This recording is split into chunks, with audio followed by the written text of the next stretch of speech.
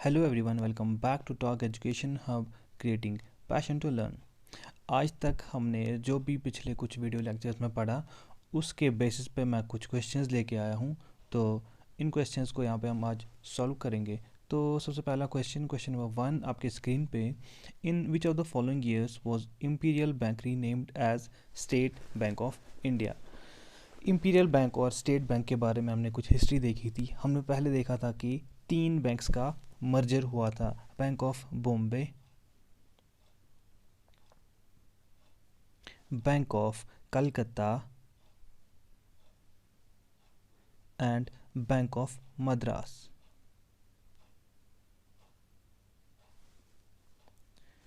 तो हमने देखा था कि इन 3 का मर्जर हुआ था और इन 3 के मर्ज होने के बाद हमने इस बैंक का नाम इंपीरियल बैंक दिया था और ये सब 1921 में हुआ था। और फिर उसके बाद इंपीरियल बैंक की जब नेशनलाइजेशन हुई तो उसका नाम स्टेट बैंक ऑफ इंडिया पड़ा। और ये कब हुआ था? ये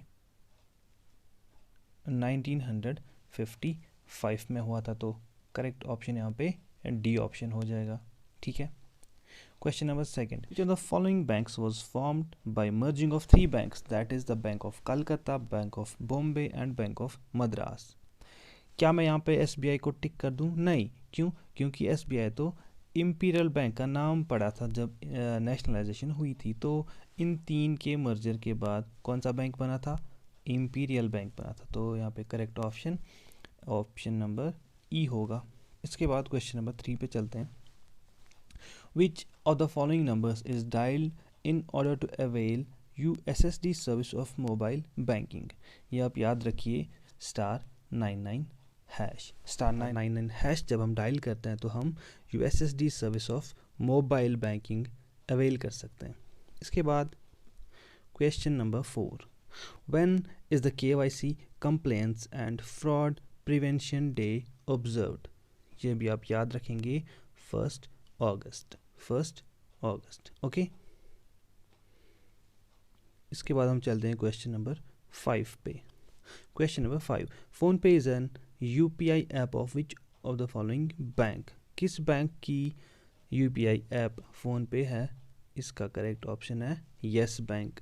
जो भी हमारे यहाँ पे व्यूअर्स फ़ोन पे का यूज़ कर रहे हैं वो ये जान लें कि फ़ोन पे एक यूपीआई ऐप है जो कि यस बैंक के द्वारा खोली गई है। इसके बाद question number 6. Under which act are the cooperative banks registered? इसका आप याद रखें कि कोऑपरेटिव सोसाइटीज़ एक्ट 1912।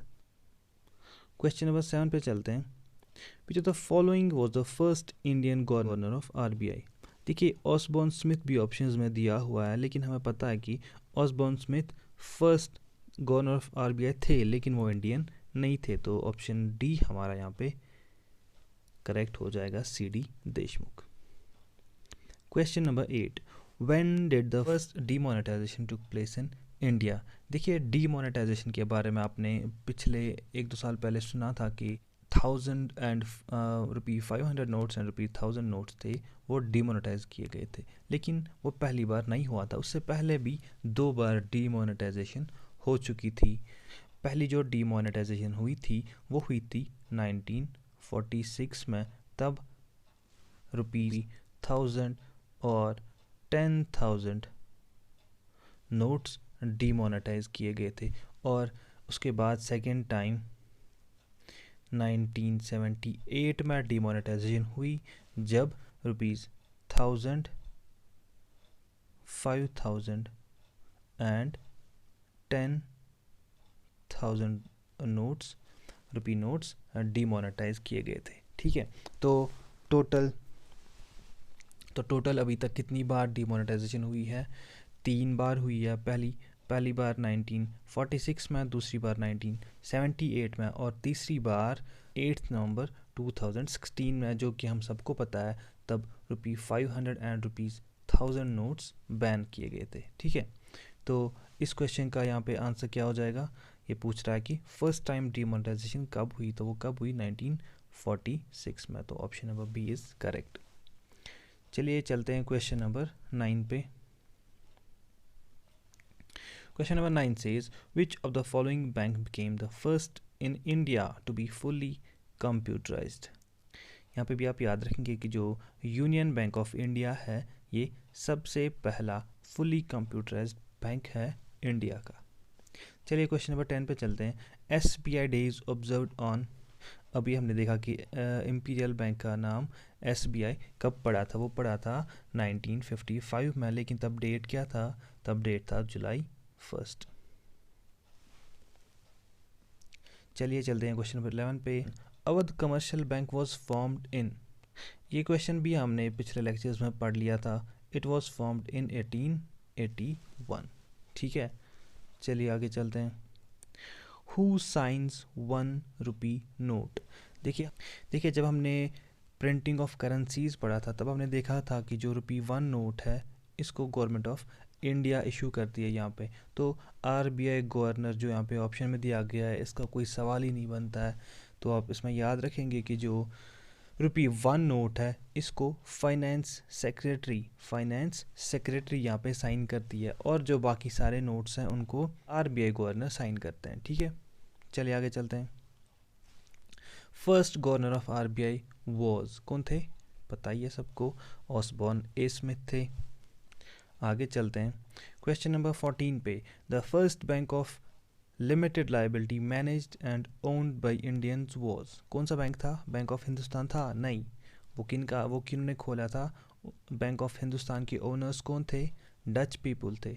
तो यहाँ पे कौन सा हमारा ऑप्शन बन जाता है? Option number C, Awadh commercial bank, जो कि हमने अभी देखा था कि 1881 में खोला गया था। ठीक है, इसके बाद हमने लेक्चर्स में एक और पॉइंट देखा था कि एक और बैंक आया था इसके बाद, कौन सा? पंजाब नेशनल बैंक, जिसको खोला भी गया था इंडियंस के द्वारा और मैनेज भी किया गया था इंडियन के द्वारा, और यहाँ पे फुल लायबिलिटी थी।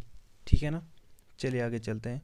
What is the upper age limit of CEO and whole time directors of RBI, ये आप याद रखेंगे 70 years। Question number 16। In June 2020, which of the following banks has been barred from granting fresh loans and accepting deposits for 6 months due to its weak financial position? ये भी आप याद रखेंगे कि जो people's cooperative bank limited Kanpur है उसको बार किया गया 6 मंथ्स के लिए। क्योंकि उनकी हालत यहाँ पे थोड़ी ख़राब हो चुकी है और उनको 6 महीने तक बार किया गया है कोई भी डिपॉजिट एक्सेप्ट करने से और कोई भी लोन ग्रांट करने से। ठीक है, आगे चलते हैं क्वेश्चन नंबर 17 पे। Preamble of RBI does not include which of the following basic functions of the bank. ये क्वेश्चन मैं चाहता हूँ कि आप पॉज करें और इस पर थोड़ा सा सोचें कि कौन सा ऑप्शन आ सकता है, चाहे आपने ये पढ़ा है या ना पढ़ा है। इसको आप थोड़ा सा सोच के ट्राई कीजिए। आई होप आपने पॉज किया होगा और थोड़ा सोचा होगा। चलिए आप देखते हैं। To maintain price stability maintain करना, it is in the preamble of constitution, और आई होप कि आपको भी ऐसा लगा होगा सोच के। To have a modern monetary policy, ये भी है। To operate the currency and financial market system of country to its advantage. देखिए एडवांटेज वर्ड आया, लेकिन RBI के प्रीएम्बल में कहीं पे भी ऐसा नहीं लिखा गया है कि हम अपने फ़ायदे के लिए कोई भी काम करें। So this will be the option, correct option for this answer. Okay, to meet challenges of complex economy, it is obviously there. Question number 18. Which bank joined hands with ICICI Prudential for bank assurance partnership? I hope कि आपने सुना होगा, अगर आपने current affairs पढ़ा है थोड़ा सा भी, तो इट वाज RBL ने यहाँ पे ICICI प्रूडेंशियल के साथ पार्टनरशिप की for the bank assurance. Okay, bank assurance मतलब आप बैंक के थ्रू यहाँ पे इंश्योरेंस पॉलिसीज सेल करें। ओके, चलिए question number 19। Which bank launched $9 billion APVAX for यहाँ पे काटिए, to overcome the pandemic challenges. APVX मतलब Asia Pacific vaccine access facility, Asia Pacific vaccine access facility. और ये फैसिलिटी यहाँ पे स्टार्ट की गई थी, लॉन्च की गई थी बाय एशियन डेवलपमेंट बैंक। जो भी फाइनेंशियली वीक कंट्रीज़ हैं या जो भी डेवलपिंग कंट्रीज़ हैं उनको थोड़ा सा फाइनेंशियल सपोर्ट देने के लिए to overcome this pandemic challenge इन्होंने ये $9 बिलियन APVAX फैसिलिटी यहाँ पे लॉन्च की। ओके, चलिए आगे क्वेश्चन नंबर 20 पे। RBI cancel the licence of which of the following banks in December 2020। ये वाला क्वेश्चन करंट अफेयर से लिया गया क्वेश्चन है और 3-4 दिन पहले ही आपने भी सुना होगा कि करत जनता सहकारी बैंक लिमिटेड जो था उनकी लाइसेंस कैंसिल की गई है। ठीक है, so this was for today. I hope कि आपको ये वीडियो लेक्चर पसंद आया होगा। प्लीज़ इस वीडियो को लाइक कीजिए, शेयर कीजिए अपने दोस्तों के साथ और चैनल को सब्सक्राइब करना नहीं भूलिएगा। So thank you for watching this video. Have a nice day. Bye.